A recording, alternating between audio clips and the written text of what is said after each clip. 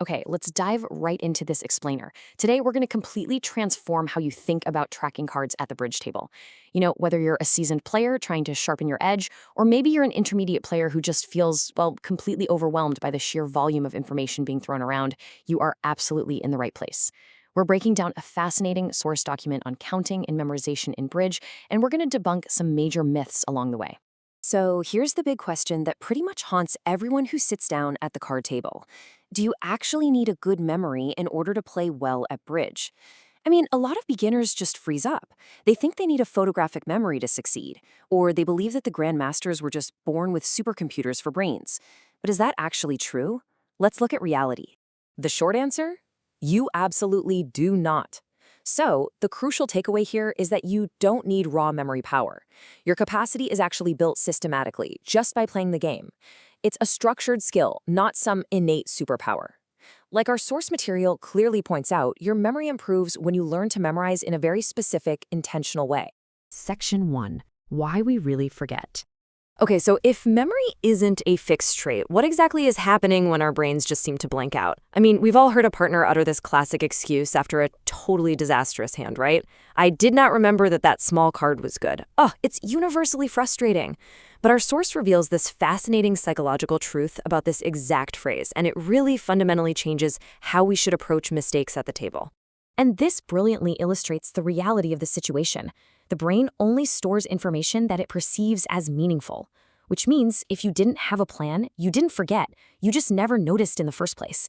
The main culprits for a memory lapse are a lack of focus, missing the importance of the card, and just, throwing down cards at random without following any defensive conventions. If you're just following suit without a plan, you literally didn't observe that the card was good, so how could you possibly remember it? You never truly knew it. So how do we fix this?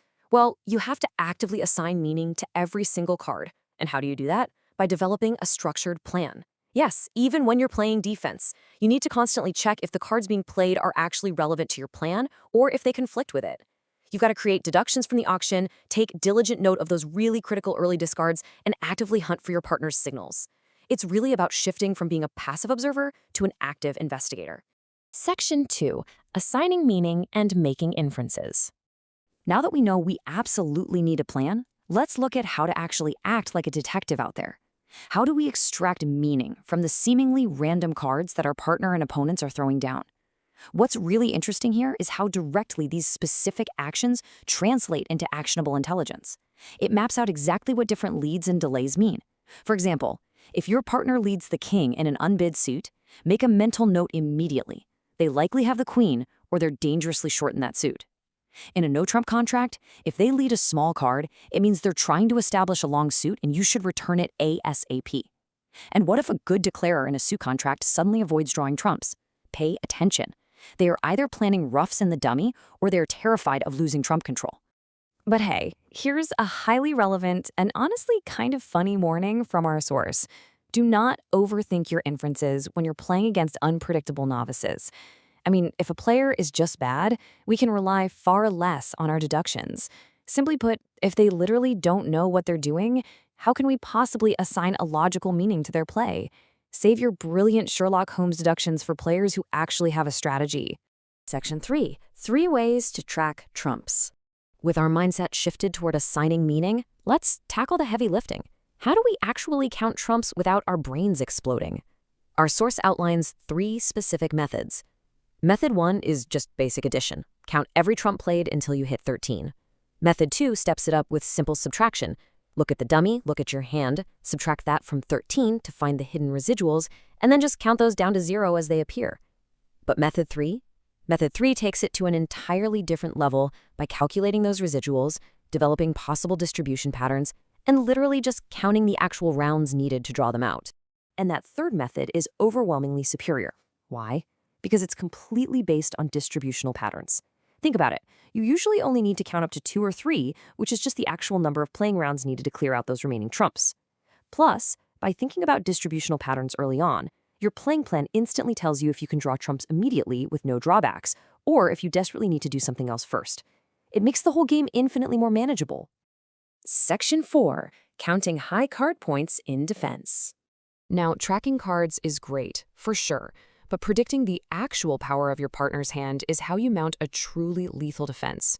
And yes, there is a structured way to do this that doesn't involve blindly guessing.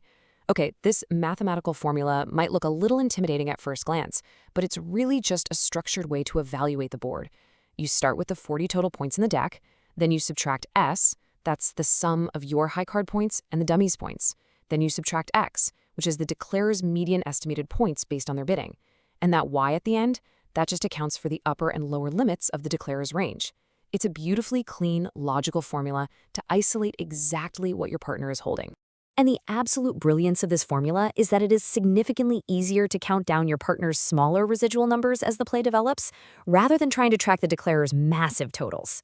I mean, tracking 7 to 10 points is a total breeze compared to tracking a declarer's 17 points. As the play develops, you just count down your partner's high cards and assign them their quality. It totally reduces your cognitive overload. Section 5. Calculating hand distributions. Finally, let's put the math and the mindset together to dissect a complete hand distribution. This is where all these structured memory techniques culminate into a massive strategic advantage. The goal here is to combine the hand and suit patterns we got from the bidding with our residuals approach.